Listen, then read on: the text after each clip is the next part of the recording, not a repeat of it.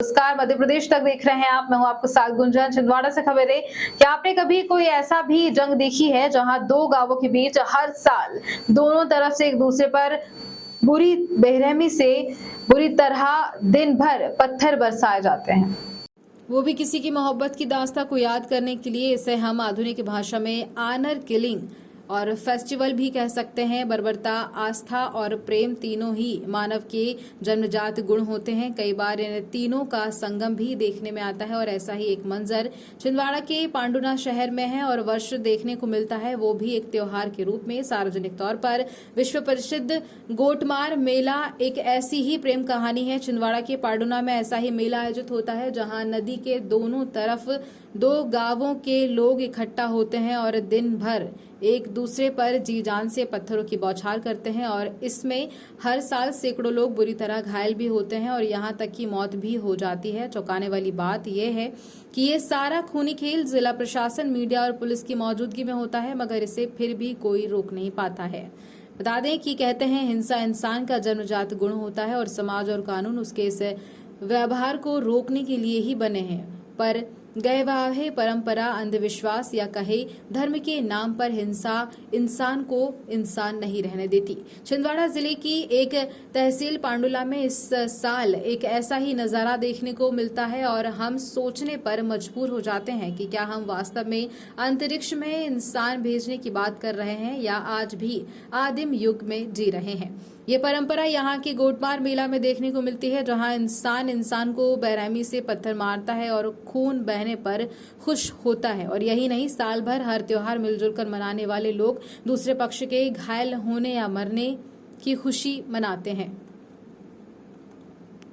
आस्था के नाम पर चलने वाली इस खूनी परंपरा में एक दिन के लिए ग्रामवासी एक दूसरे के खून के प्यासे हो जाते हैं और वो भी प्रशासन और पुलिस की मौजूदगी में, जबकि प्रशासन ने 4 दिनों पहले से ही पूरे इलाके में धारा 144 से लागू करा दी जाती है और उसके बाद भी हजारों की संख्या में लोगों का हुजूम रिवाज के नाम पर प्रशासन के मुंह चिढ़ाता नजर आता है। बता दें आपको कि भारी बारिश के बावजूद भी इस वर्ष इस खूनी खेल में 200 से अधिक लोग घायल हुए हैं और जिसमें से 2 गंभीर घायलों को नागपुर रेफर किया गया है और प्रशासन द्वारा बड़े पैमाने पर चिकित्सा सुविधाओं की व्यवस्था की गई थी। और इसके अलावा यहां पर नदी में पानी अधिक होने के कारण STRF की टीम भी मोटर बोट के साथ लगाई गई थी। अब तक इस खूनी खेल में 14 लोगों की मौत भी हो चुकी है और इस खूनी परंपरा में अपाहिज हुए सैकड़ों लोग आज भी आपको इस क्षेत्र में मिल जाएंगे। ऐसा भी नहीं है कि इस कुरीति को रोकने के प्रयास नहीं किए गए। मानव अधिकार आयोग द्वारा कड़े निर्देश देने पर प्रशासन द्वारा एक बार तो पत्थरों की जगह रबर की गेंदें भी उपलब्ध कराई गई, मगर लोगों ने उन गेंदों को घर में रखकर पत्थरों का ही प्रयोग किया। मजबूर होकर प्रशासन ने छोटे और गोल पत्थर उपलब्ध भी कराए, मगर ग्रामवासी फिर चाहे भी मनचाहे पत्थर इकट्ठे करके ले ही आते हैं। और इसके अलावा पूर्ण प्रतिबंध के बावजूद भी गोफन के प्रयोग से भी ये खेल ज्यादा घातक हो जाता है। अब हालत यह है कि लोग बाग सरेआम ये खूनी खेल खेलते हैं और प्रशासन उन्हें पत्थर उपलब्ध कराता है। और इस खूनी खेल का एक बहुत बड़ा कारण भी है कि पुलिस आज तक यहाँ पर शराब और जुए पर कोई प्रतिबंध नहीं लगा पाई है, जिसके लालच में यहाँ दूर दूर से लोग जमा होते हैं। ये मध्य प्रदेश के छिंदवाड़ा जिले के पांडुना नगर में सैकड़ों वर्ष पूर्व से चली आ रही परंपरा के अनुरूप पोला त्योहार के दूसरे दिन मनाया जाने वाला विश्वविख्यात गोटमार मेला है। टेक ये मध्य प्रदेश के छिंदवाड़ा जिले के पांडुना नगर में सैकड़ों वर्ष पूर्व से चली आ रही परंपरा के ये मध्य प्रदेश के छिंदवाड़ा जिले के पांडुना नगर में सैकड़ों वर्ष पूर्व से चली आ रही परंपरा के अनुरूप पोला त्योहार के दूसरे दिन मनाया जाने वाला विश्वविख्यात गोटमार मेला है। इस अद्भुत गोटमार मेले के बारे में कोई ऐतिहासिक विवरण प्रमाणित रूप से उपलब्ध नहीं है। मराठी भाषा बोलने वाले नागरिकों की इस क्षेत्र में बहुलता और मराठी भाषा में गोटमार का अर्थ पत्थर मारना होता है। वाकई इस मेले में पत्थरबाजी हो जाती है।